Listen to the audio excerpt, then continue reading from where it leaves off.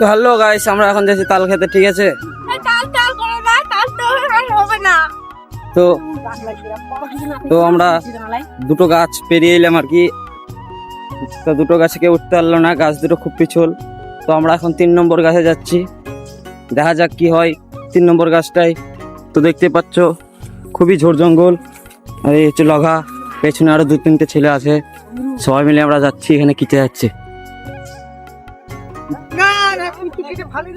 তো দেখতেই পাচ্ছ তোমরা, আমাদের সব গ্যাংস্টার এক একটা করে যাচ্ছে আর কি।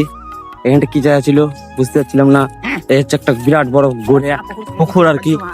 তো ঝোড় জঙ্গলে আমরা তাল খেতে যাচ্ছি।